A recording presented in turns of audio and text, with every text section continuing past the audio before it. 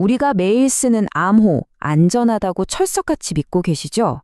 그런데 말이죠. 우리를 지키려고 만든 바로 그 규칙들이 사실은 우리를 더 위험하게 만들고 있다면 어떨까요? 지금부터 우리가 당연하게 여겨왔던 암호 정책의 불편한 진실을 한번 파헤쳐 보겠습니다. 자, 한번 솔직하게 생각해 보자고요. 여러분의 암호 정말 안전한가요? 대문자에 숫자에 특수기호까지 다 섞어서 복잡하게 만들었는데도 어딘가 모르게 불안하다면 네, 아마 그 불안감 맞을 겁니다. 우리가 학교에서 직장에서 귀에 못이 박히도록 들었던 그 규칙들 말이에요. 어쩌면 그게 문제의 시작일지도 모릅니다. 바로 이겁니다. 오늘 이 얘기의 핵심, 바로 이 역설이죠. 보안을 강화하려던 정책이 오히려 우리를 더 취약하게 만든다니 이게 도대체 무슨 말일까요? 어떻게 이런 일이 벌어지는지 지금부터 그 원인을 차근차근 들여다보겠습니다. 자, 그럼 먼저 우리한테 아주 익숙한 그 옛날 방식부터 한번 들여다볼까요?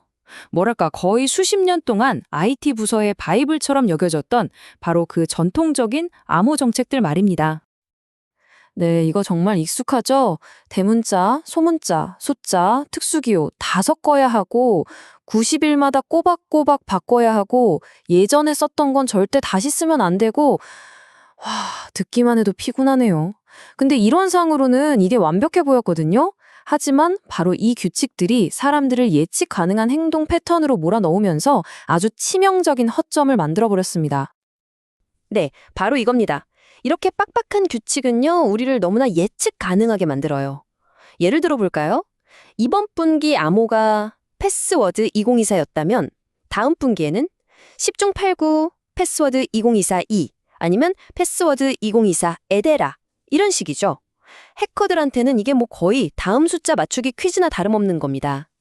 결국 보안을 강화하려다가 오히려 해커한테 정답지로 가는 지름길을 터준 셈이 된 거죠. 다행히도 이런 낡은 생각에 잠깐만요 하고 브레이크를 건 곳이 나타났습니다.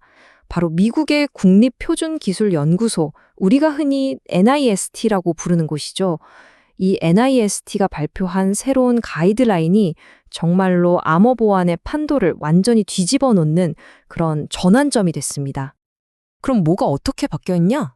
핵심은 이겁니다. 예전에는 무조건 복잡하게 자주 바꿔 이게 최고인 줄 알았잖아요. 근데 새로운 표준은 아니라고 말해요. 복잡한 것보다 중요한 건 길이다. 길이면 장땡이다. 이거죠. 그리고 사용자를 귀찮게 하는 대신 진짜 실용적인 보안을 추구하는 쪽으로 방향을 완전히 틀었습니다. 자, 그럼 NIST의 새로운 규칙, 구체적으로 한번 살펴볼까요? 딱 4가지만 기억하시면 됩니다. 첫째, 복잡성보다 길이가 왕입니다. 어설프게 꼬아놓은 8자리 암호보다 그냥 쉬운 단어 조합이라도 14자가 넘는 긴 암호가 해킹을 버텨내는 데는 훨씬 강력합니다. 둘째, 그 지긋지긋한 90일 암호 변경, 이제 안녕입니다. 강제 만료 규칙을 폐지하고 대신에 진짜 암호가 유출됐다는 증거가 있을 때만 바꾸도록 관장해요. 셋째, 우리가 만들려는 암호가 혹시 이미 해킹으로 유출된 적이 있는지 데이터베이스랑 비교해서 그런 위험한 암호는 아예 못 쓰게 맡기는 거죠. 마지막으로 암호 관리 프로그램 있잖아요. 거기서 만들어준 아주 길고 복잡한 암호를 쉽게 복사해서 붙여넣기 할 수 있게 허용하는 겁니다. 그래야 사람들이 더 강력한 암호를 쓰려고 할 테니까요. 자, 낡은 암호 규칙만 푼이나 우리가 오해하고 있던 게 또 하나 있습니다. 바로 비밀번호를 여러 번 틀리면 계정을 잠가버리는 계정 잠금 기능인데요. 이것도 물론 우리를 보호하려는 좋은 의도에서 시작됐지만 이게 공격자 손에 들어가면 아주 무서운 무기가 될 수 있습니다. 문제가 뭐냐면요. 공격자가 일부러 아주 의도적으로 여러분 계정에다가 틀린 비밀번호를 계속 입력하면 어떻게 될까요? 시스템은 위험하다 하고 여러분을 보호하기 위해 계정을 잠그겠죠. 근데 결과적으로 보면 어때요? 공격자는 자기가 원하던 대로 여러분이 서비스에 접속 못하게 막아버린 겁니다. 이게 바로 서비스 거부 공격, 즉 DOS 공격의 아주 기본적인 원리입니다. 공격 방법은 진짜 무서울 정도로 간단합니다. 먼저 공격자가 어떻게든 회사 직원들의 유효한 아이디 목록을 손에 넣어요. 그 다음엔 그냥 스크립트 하나 돌려서 그 모든 아이디에 대해 일부러 로그인 실패를 몇 번씩 일으키는 겁니다.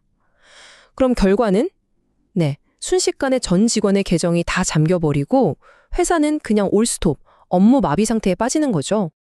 그럼 해결책은 뭘까요? 이게 좀 놀라실 수 있는데 계정 잠금 시도 횟수를 0으로 설정하는 겁니다. 아예 잠그지 않거나 아니면 정말 아주 높은 값으로 설정하는 거죠. 그럼 위험하지 않냐고요? 아니요. 그 대신에 로그인 시도를 아주 철저하게 감시하고 또 다단계 인증, MFA 같은 훨씬 더 강력한 방어막을 치는 게 요즘 방식입니다. 이게 훨씬 더 안전하고 효과적이에요.